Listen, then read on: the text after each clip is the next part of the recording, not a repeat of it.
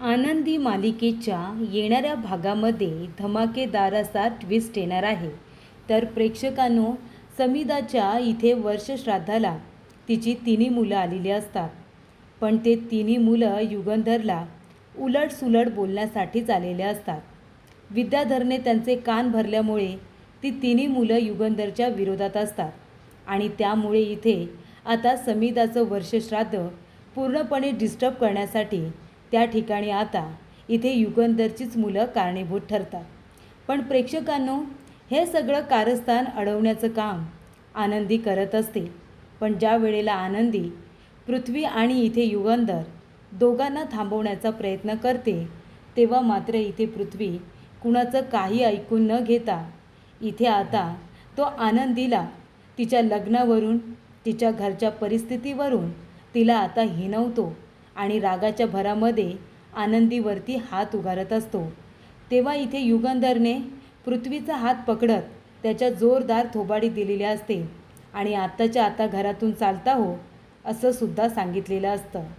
तर प्रेक्षकांनो, येणाऱ्या भागामध्ये कशा पद्धतीने या गोष्टी पुढे घडत जातात आपण सविस्तरपणे बघूया. तर प्रेक्षकांनो, इथे आता वर्षश्राद्ध असतं त्याच्या आधीच इथे आनंदीने युगंधरचं मन जिंकलेलं असतं. विद्याधरने दारू त्याला पाजलेली असते, पण त्यानंतरसुद्धा युगंधरचं अर्धवट राहिलेलं काम आनंदी त्याची बायको म्हणून पूर्ण करते. अनाथ आश्रमामध्ये जाऊन स्वतःच्या हाताने बनवलेले पंचपक्वान्नाचं जेवण सगळ्या मुलांमध्ये आणि स्टाफमध्ये डिस्ट्रीब्यूट करते. त्या सगळ्यांना प्रेमाने जेवायला वाढते. हे सगळं महत्त्वाचं काम केल्यानंतर इथे आता जेव्हा युगंधर शुद्धीवरती येतो तेव्हा त्याला ही गोष्ट कळते की त्याचं अर्धवट राहिलेलं काम आनंदीने मनोभावे पूर्ण केलेलं आहे. पण त्यासाठी आनंदी त्याची माफी पण मागते की तुम्हाला राग आला नाही ना. तेव्हा युगंधर म्हणतो, अजिबात नाही, उलट माझ्या समीदाची इथे वर्षानुवर्ष चालत आलेली परंपरा तू पुढे घेऊन गेलीस आणि इथे खंड पडू दिला नाहीस, त्याचा खरं तर मला आनंदच होतोय. तेव्हा इथे युगंधरला अजिबात राग येत नाही, उलट त्याला खूप आनंद होतो. तेव्हा विद्याधरचा हा डाव आता आनंदीमुळे फसलेला असतो. युगंधरची इज्जत वाढवण्याचं काम इथे आनंदी करत असते, कारण तो व्यक्ती खूप महान आहे, त्याचं कार्य खूप मोठं आहे आणि तो लोकांची खूप छान पद्धतीने मदत करतो. सगळ्यांना त्यांनी रोजगार उपलब्ध करून दिलेला आहे.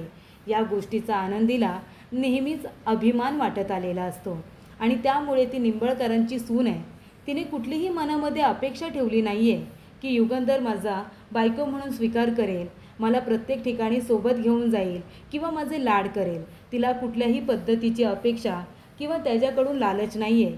तिला फक्त एवढंच की मी जर तुमची बायको आहे याचा अर्थ मी निंबाळकरांची सून आहे आणि सुनेचं कर्तव्य मी पूर्णपणे पार पाडणार आणि बायकोप्रमाणे तुमचा मान सन्मान मी वाढवणार, असं तिने आपल्या मनातच आता कायमस्वरूपी ठरवलेलं असतं आणि ती आपल्या शब्दाला आता पूर्णपणे जागत असते.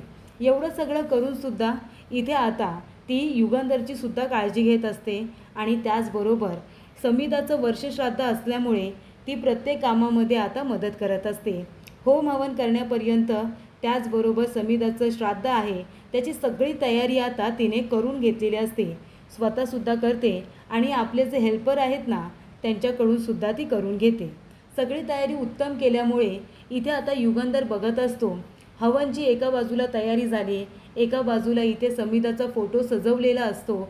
जे जे काही आता इथे वर्षश्राद्धासाठी आवश्यक असतं त्या सगळ्या गोष्टी तिथे व्यवस्थित लावून ठेवलेल्या असतात. समीदाच्या फोटोच्या बाजूला तिच्या आवडीच्या फुलांचं डेकोरेशन वगैरे आनंदीने अगदी छान पद्धतीने केलेलं असतं. तेव्हा युगंधर म्हणतो की हे डेकोरेशन कुणी केलं? तेव्हा सगळे म्हणतात की आनंदीने केलं. तेव्हा युगंधर म्हणतो, आनंदी, तुला कसं कळलं की इथे समीदाला कुठली फुलं आवडायची आणि कुठली नाही? तिच्या आवडीनिवडी तुला कसं माहीत? मी तर तुला कधीच सांगितलेलं नाही आहे. तेव्हा आनंदी म्हणते की मला हे सगळं माईंनी सांगितलं, म्हणजे समीदाच्या आईने सांगितलं. समीदा जरी नसली तरी आनंदीने इथे आता ती आपल्या मुलीची जागा घेऊन या घरामध्ये आली आहे हे माई आणि आप्पांना माहिती असूनसुद्धा त्यांनी तिचा राग केला नाही. उलट आनंदीचा चांगुलपणा त्यांच्या मनाला इतका भावला की त्यांनी आता समीदासारखंच आनंदीवरती प्रेम करायचं ठरवलेलं असतं आणि आनंदीसुद्धा त्या आपलेच आई वडील आहेत अशी ती त्यांना इज्जत देत असते आणि त्यांची काळजी घेत असते. आणि म्हणूनच इथे समिधाताईंना काय काय आवडतं असं विचारल्यानंतर माईंनी तिच्या आवडीनिवडी इथे खूपच प्रेमाने आनंदीला सांगितलेल्या असतात आणि त्यामुळे आनंदीने त्या पद्धतीने आता सगळी तयारी केलेली असते. तेव्हा युगंधरला आनंदीच्या या सर्व गोष्टी खूपच जास्त आवडत असतात. त्याला खूप आनंद होत असतो. त्यानंतर इथे जे काही आता वर्षश्राद्धासाठी जेवण बनवायचं असतं ते जेवणसुद्धा सगळे पदार्थ समिधाच्या आवडीचे बनलेले असतात. अगदी पहिल्यांदा म्हणजे इथे आता वर्षश्राद्धाला चांगलं जेवण हे बनतच असतं, पण सगळी आवडनिवड लक्षात ठेवून कुठले पदार्थ बनवले गेले नव्हते. तर इथे आनंदीला ही जबाबदारी शिल्पाने दिलेली असते शिक्षा म्हणून, की तुला शिक्षा देते. तुला खूप हौस आहे ना पुढे पुढे करायची, कामं करायची. मग आता तुझी शिक्षा अशी असणार आहे की तू आहे ना वर्षश्राद्धासाठी लागणारा सगळा स्वयंपाक तू तयार करायचा. तेव्हासुद्धा आनंदी इथे माईंची मदत घेते आणि समिधाला जे जे पदार्थ खूप आवडायचे ते सर्व पदार्थ आता ती बनवण्याचा प्रयत्न करते आणि सगळे पदार्थ ती बनवते. त्यामुळे इथे युगंधरला फारच आनंद झालेला असतो. म्हणजे आनंदी दुसऱ्याचा विचार करत असते, त्यांच्या आवडीनिवडी जपण्याचा प्रयत्न करत असते, पण त्यामुळे इम्प्रेस होत असतो युगंधर. ती त्याचं मन जिंकत असते आणि त्यामुळे इथे आनंदी आणि युगंधरमध्ये जे काही आता नातं आहे ते हळूहळू का होईना पण बहरायला लागलेलं असतं. ते नातं आता बहरत चाललेलं असतं आणि ते शिल्पाला नको असतं. ती त्या दोघांना वेगळं ठेवण्याचा प्रयत्न करत असते. तेव्हा इथे आता वर्षश्राद्धाच्या वेळी जेव्हा आनंदी, माई, आप्पा हसत असतात तेव्हा शिल्पा म्हणते की दुःखाचा दिवस आहे आणि तू काय गं खिदाळतेस, कळत नाही आहे का तुला, आज समिधाचं श्राद्ध आहे ते. तेव्हा आनंदी म्हणते की श्राद्ध म्हणजे काय, म्हणजे आजच्या दिवशी आपल्यातनं आपला जवळचा माणूस गेलेला असतो. पण माझे आप्पा म्हणतात की आपण आजच्या दिवशी आहे ना फक्त दुःख दुःख करत बसायचं नसतं, तर आजच्या दिवशी आपल्या जवळच्या व्यक्तीच्या चांगल्या आठवणी आपण काढायच्या असतात. त्यांनी कसे आपले इथे कसे दिवस घालवले, कसे ते असायचे, कशा त्यांच्या खोडी असायच्या, त्यांनी घालवलेले सगळे आनंदाचे क्षण आहेत ना ते आपण आठवायचे असतात, एकमेकांना सांगायचे असतात आणि आनंदामध्ये त्यांची आठवण काढायची असते. दुःखी कष्टी तर माणसं नेहमीच असतात, पण आपल्या माणसाची आनंदामध्ये आठवण काढली ना तर त्या माणसाला बरं वाटतं. आणि जर आपण रडत राहिलो, आपण दुःखी राहिलो ना तर गेलेल्या माणसाला वाईट वाटतं. त्यामुळे समिधा मॅडम जरी आपल्यामध्ये नसल्या तरीसुद्धा त्यांच्या आठवणी आहेत, त्यांचा सहवास आहे. मग आपण त्यांच्या चांगल्या आठवणींना आजच्या दिवशी उजाळा दिला तर कुठे बिघडलं. मग इथे माई मला त्यांच्या चांगल्या गोष्टी सांगत होत्या आणि त्याच्यावरती आम्ही हसत होतो, तर त्याच्यामध्ये चुकीचं काय आहे. तेव्हा युगंधर अक्षरशः टाळ्या वाजवतो. त्याला आनंदीचं म्हणणं खूपच आवडतो. तो म्हणतो, आनंदी अगं किती छान बोललीस तू. आजच्या दिवशी आपण आपल्या जवळच्या व्यक्तीच्या चांगल्या आठवणींना उजाळा दिला पाहिजे, त्याच्या चांगल्या चांगल्या आठवणी आपण काढल्या पाहिजे. हे अगदी तू बरोबर बोललीस. तेव्हा आनंदीचा हात पकडून तो आनंदीची समिधाबरोबर आता ओळख करून देत असतो की तू आपल्या घराचं नेहमी भलं बघायचीस. आता तुझी ही परंपरा आनंदी पुढे घेऊन जाणार आहे, या घराला आनंदी ठेवण्याचं काम ती करणार आहे असं युगंधर म्हणतो. त्यानंतर सगळी तयारी युगंधरला खूप आवडते ना, तो इथे आनंदीचं कौतुक करतो की तू केलेली ही तयारी मला तर खूप जास्त आवडली. त्यानंतर इथे वर्षश्राद्ध असतं. होम हवनला सुरुवात झालेली असते आणि ठरल्याप्रमाणे विद्याधरच्या प्लॅनिंगनुसार त्याची तिन्ही मुलं आता युगंधरची आलेली असतात आणि पृथ्वी आल्या आल्या युगंधरचा हात पकडतो आणि त्याला म्हणतो की ही नाटकं आता का करताय, माझी आई तर आता इथे नाही आहे, तुमच्या बिझनेसमुळे, तुमच्या कामामुळे माझ्या आईचा जीव गेला आणि आता ही नाटकं करताय तुम्ही कशासाठी. तेव्हा जर तुम्ही माझ्या आईचा जीव वाचवला असतात ना तर ही सगळी नाटकं तुम्हाला करायची गरज पडली नसती. तेव्हा इथे युगंधर म्हणतो, पृथ्वी तोंड सांभाळून बोल. तो म्हणतो, मी का तोंड सांभाळून बोलू, सत्य हेच आहे ना की काही खोटं बोलतोय मी, तुमच्यामुळेच तर माझ्या आईचा जीव गेलाय ना.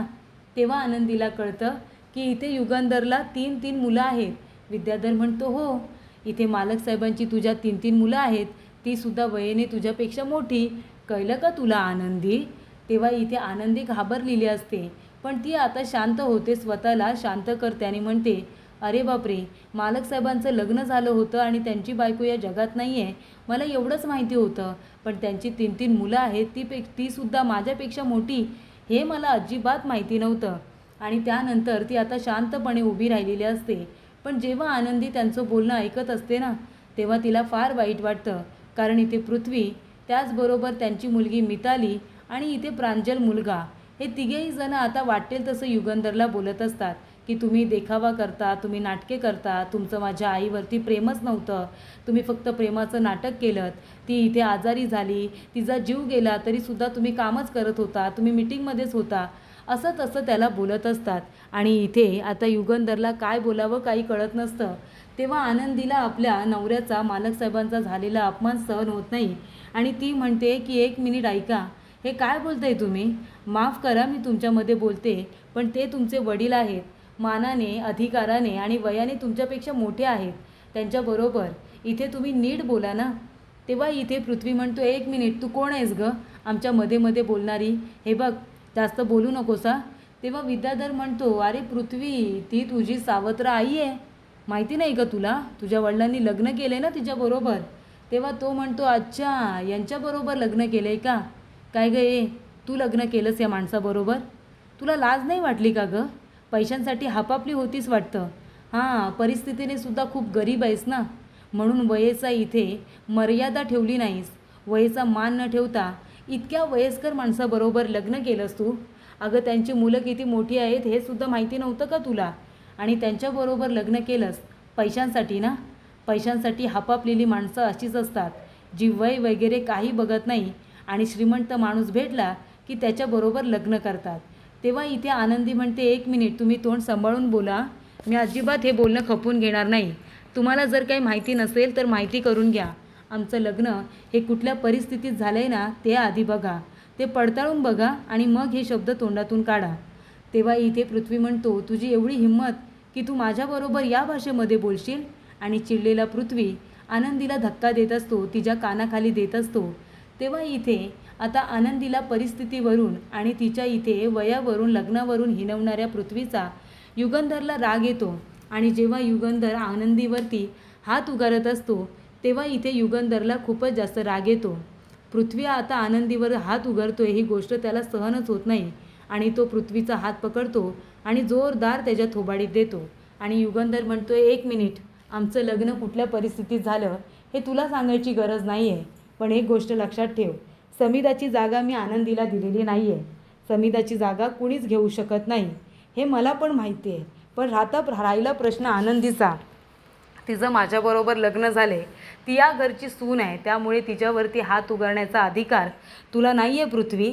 कारण वयेने नसली तरी मानाने मोठी आहे ती तुझ्यापेक्षा, त्यामुळे तिच्यावरती हात उगारायची तुझी हिंमत कशी झाली? मी तुला शेवटचं सांगतोय, यापुढे जर तू आनंदीवरती हात उगारण्याचा प्रयत्न केलास तर माझ्यापेक्षा वाईट दुसरं कुणीही नसेल, कळलं का तुला? तर अशा रीतीने प्रेक्षकांनो, आता चिडलेला युगंधर पृथ्वीला म्हणतो की तुझ्या आईचं इथे वर्षश्राद्ध सुरू आहे, तुला पूजेला थांबायचं असेल तर थांब, मी काहीच बोलणार नाही. पण तुला इथे थांबून मला दोष द्यायचा असेल आणि आनंदीवरती हात उगारायचा असेल तर रस्ता मोकळा आहे, तुला दरवाजा उघडा आहे, आत्ताच्या आत्ता तू इथून चालता होऊ शकतोस, आत्ताच्या आत्ता पृथ्वी. तेव्हा इथे पृथ्वीला राग येतो आणि तो सरळ तिथून रागाने निघून जातो. तर अशा रीतीने प्रेक्षकांनो, रागाच्या भरामध्ये आनंदीवरती हात उगारणाऱ्या पृथ्वीचा हात पकडून युगंधरने त्याच्या थोबाडीत देत त्याला आता घरातून बाहेर हकलून दिलेलं असतं.